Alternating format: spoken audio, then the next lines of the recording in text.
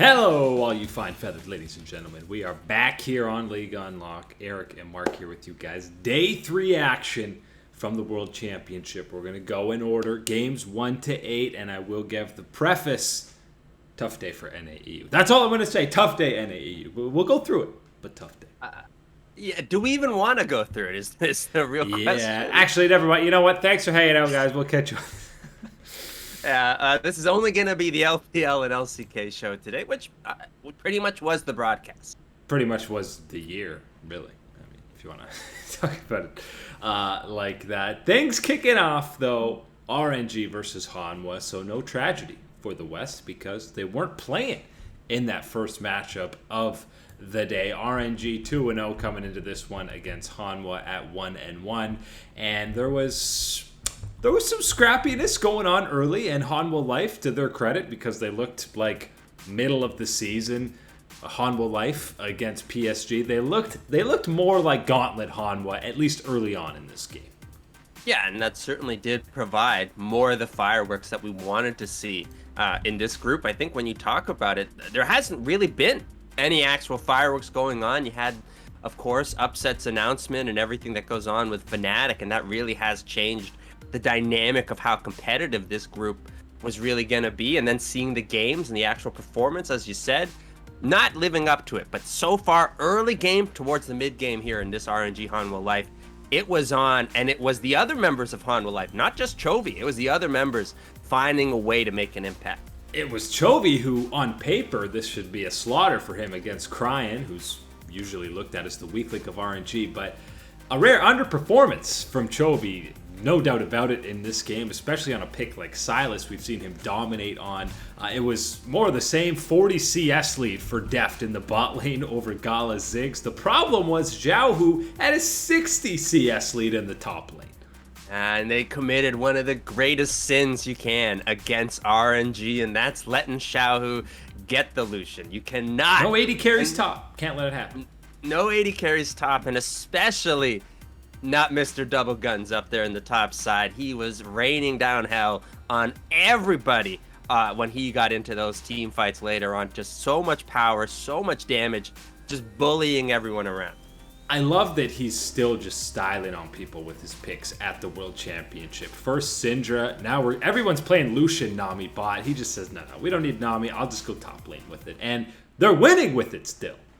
And it's an extension of what we saw internationally from Xiaohu at MSI this year. Again, more dominance in that top side. The type of champions that he's playing, it's exactly the same type of situation.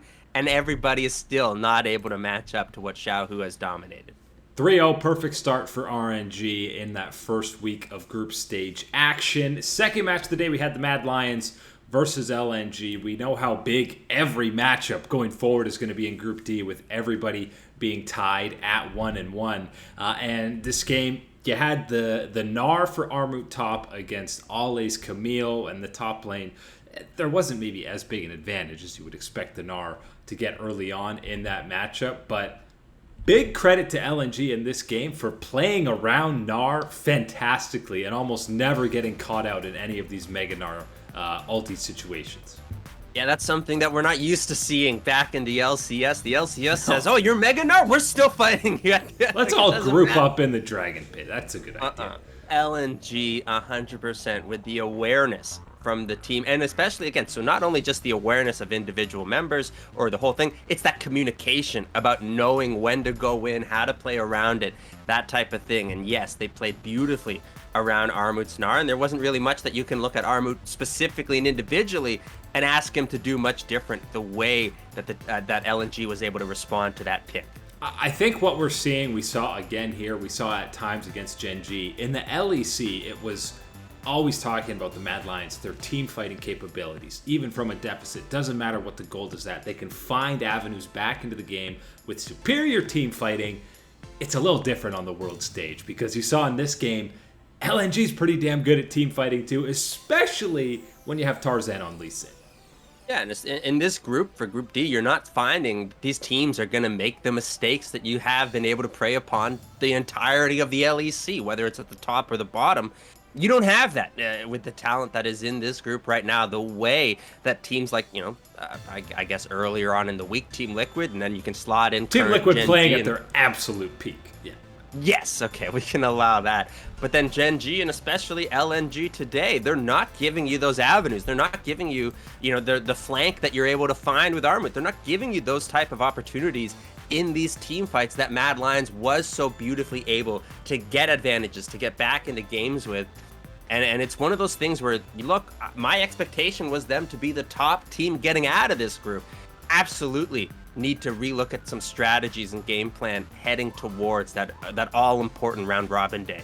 And after that first brutal game for Icon, where he was getting absolutely destroyed by BDD, he has bounced back. He was fantastic in this game. Syndra, not a pick we've seen that much so far at the World Championship, and he was absolutely dominant on the pick. Him and Tarzan were the standouts for me in this game. As LNG moves up to 2-1, down to 1-2 for Mad, who again, a lot of people were expecting to finish as that top seed.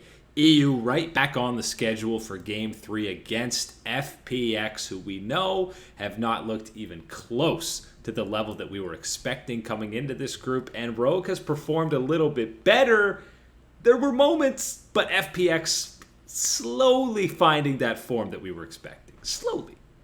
Yeah, this was absolutely by no means a total, dismantling and demolishing of Rogue from FPX, but the way it looked, every minute that went by, you could dock 2-3% of a win chance away from the Rogue side is just the advantages that you saw being taken, being given over to the other side. And that's what FPX preyed upon, and slowly to build upon their lead. And eventually you get enough of an advantage.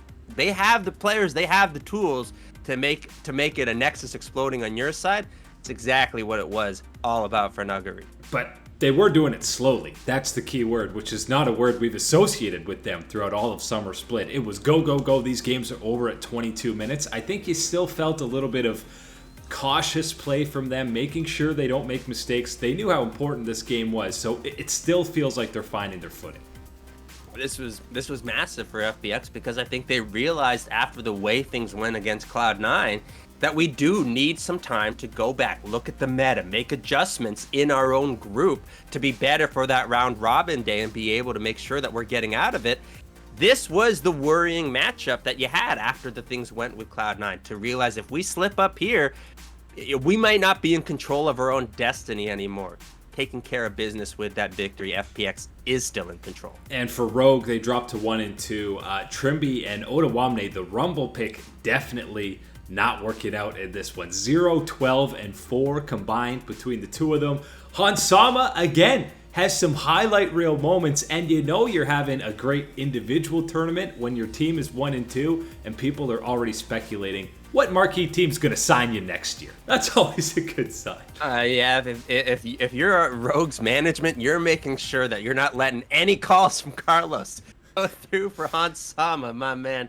Absolutely been the shining star for Rogue, and he has been among the shining stars for Rogue in their surge up to the very top of the LEC. But usually it's us talking about Inspired, talking about Larson in the mid lane and what they've been doing. This event has all been about Hansama and the job that he has done in the bottom lane, really being a shining star for the LEC. The next team to talk about is, we touched on it a little bit the last time, but Fnatic versus PSG. I'm careful here to be too critical of Fnatic because of all the things that have been going on behind the scenes. It almost just seems like kicking someone when they're down to start individually flaming players, say this isn't the same team, blah, blah, blah. I was so hyped about them being in this group. It really feels like the magic is gone that was with this team that got them here. It feels like no amount of adaptation can take place to replicate any type of form, and that's really the thing that you look at, and how important and how vital a player like Upset is to the way that the team not only can perform, but how they operate on the Rift, how they communicate every little thing and little detail. A player that is a significant of skill and brain like Upset is, it's not going to be plug and play. And as well as Bean has been, and way better than anybody would have expected someone to step in with that little experience at this high of a level. It still is unable to be matched at this point. The way that teams are playing, you can't compare what type of preparation this Fnatic team can have to a team like PSG, which is going on 20+ game win streaks, my man. It is not the same. And it's obviously the same 5 for PSG. I think, Bean has slotted in a lot better than people probably expected, has done more than you could have asked for him. He's played safe, conservatively, which is honestly what you want as a rookie making his debut with the team. It just feels like, one, the champion pool for Adam may be an issue, and that's something we talked about coming into this. And then Niski, Bwipo, and Hill is saying the three of them trying to do too much, which is the weak points when we talked about Fnatic. They don't have an off switch, and it feels like they need to at least dim the light a little bit, but they have.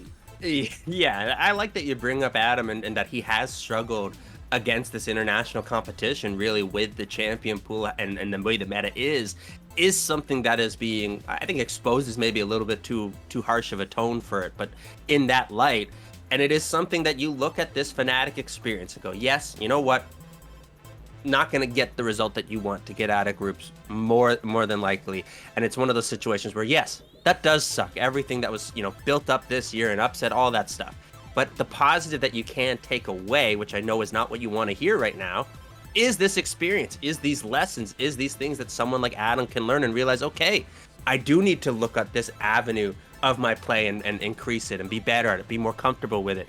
These type of things to be a better player for the future. When you're talking about someone like Adam and his, potential future with Fnatic, absolutely these are things that are still worth keeping track of. It's a 0-3 start for Fnatic, but we've seen him bounce back from that before. It seems even more hard-pressed this time, but you never say never, so 3-0 for EU on the day, but don't worry. North America's on the rift now. Time to pick up some dubs for the Western scene. Gen G versus Team Liquid. Looking like this game should have been over at about 23 minutes. It was fully in control of Gen G. Rascal not starting for this one. It was Birdall getting the start in the top lane, and this was just a clinic of BDD and Clid murdering Team Liquid around the rift until Gen G overextends and almost throws the entire game. And that's one of the things that I want to say is one of the big differences with Birdall in the lineup compared to Rascal. Rascal is maybe going to be more by the books, more slow pace, a traditional LCK top laner, not the type, not like the Shy type of situation, but maybe a bit like the Shy. Birdall, the way that he makes some of these choices, and yes, that choice to go down bottom lane, the whole team, that was absolutely not the one at the time, given the advantages, and surprisingly enough, Team Liquid capitalized on it to the maximum that they could have and extended this game out. I mean, that's a classic case of you think the wallet's a little heavier than you thought. Yeah, we can flash it, we can dive them all. They end up almost getting ace. Team Liquid gets the Baron. But even with that, Gen G was still very much in control of the game. It just took them 10-15 minutes longer to close out the game than it should have.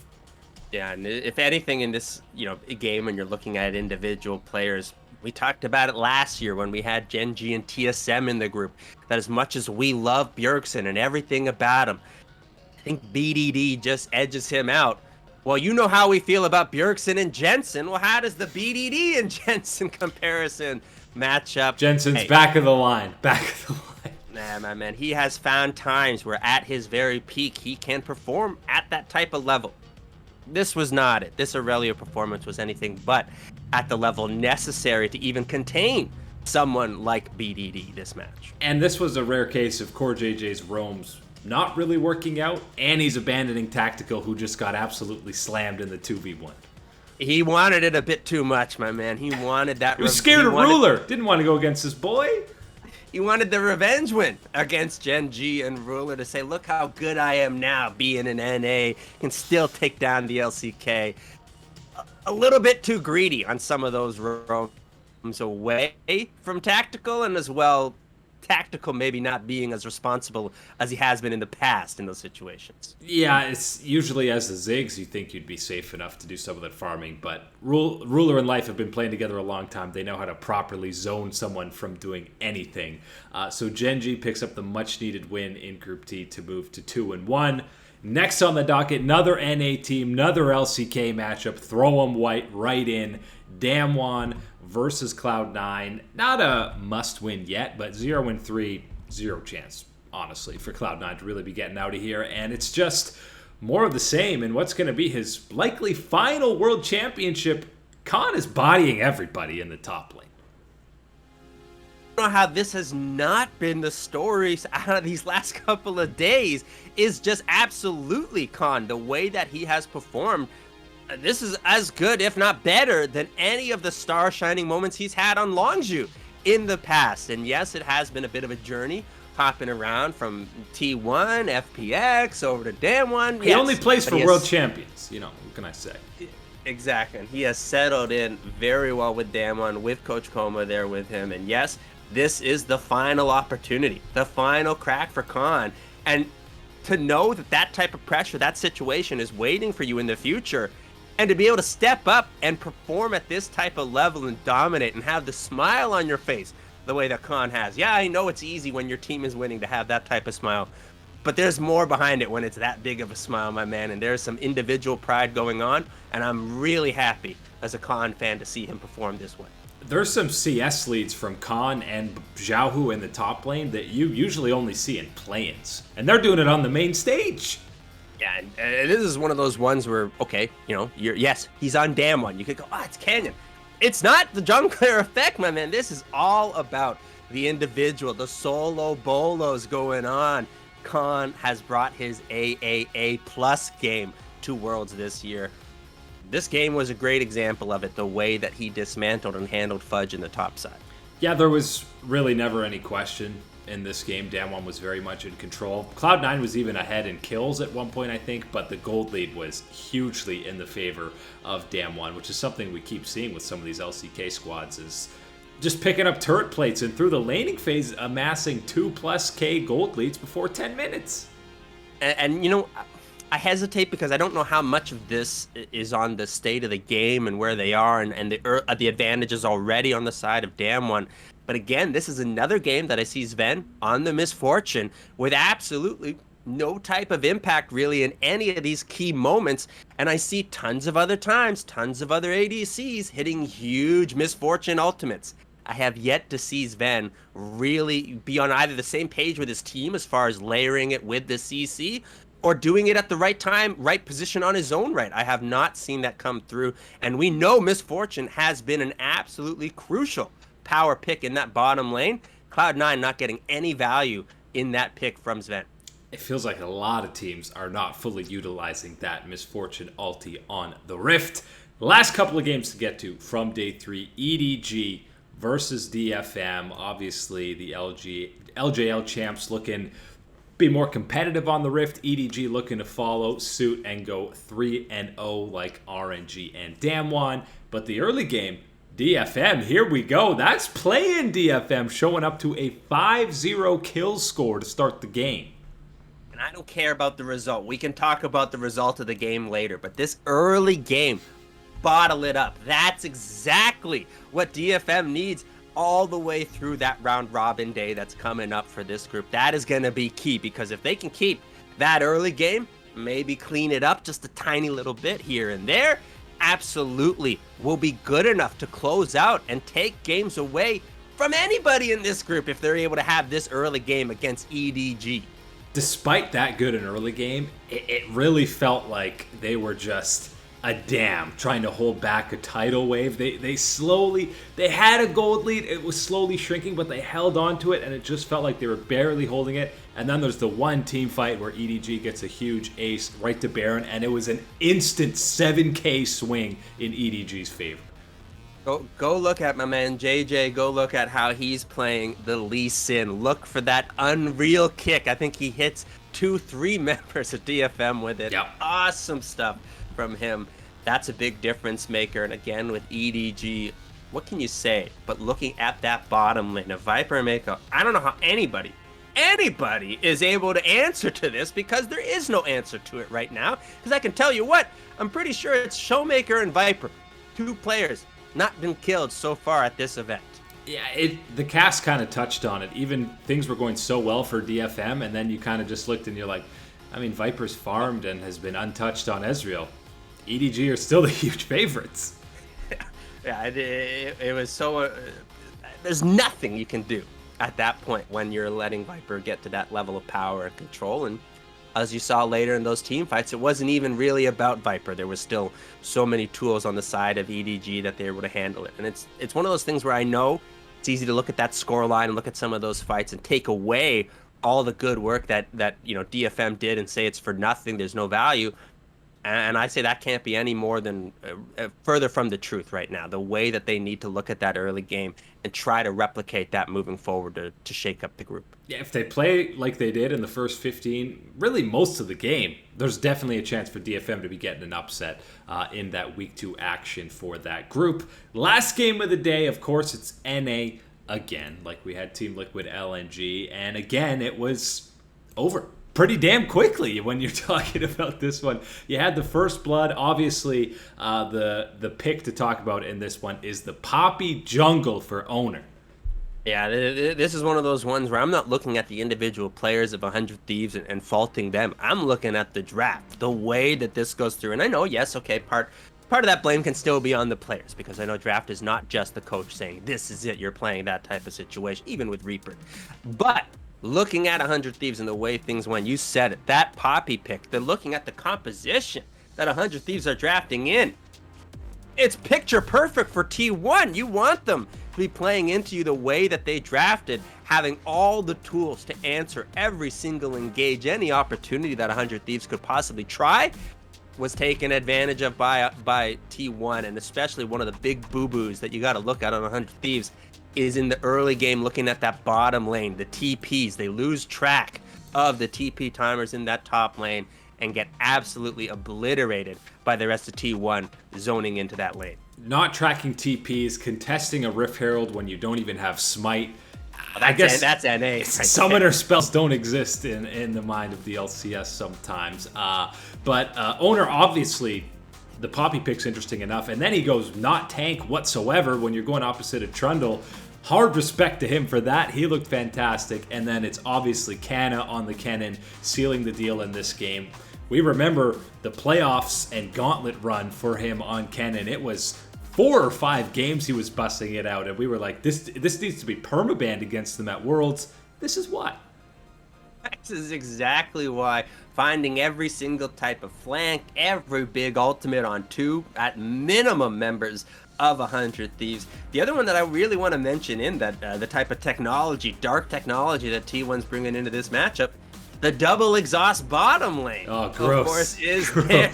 And I tell you what, there is some miserable times on Lucian in the bottom lane.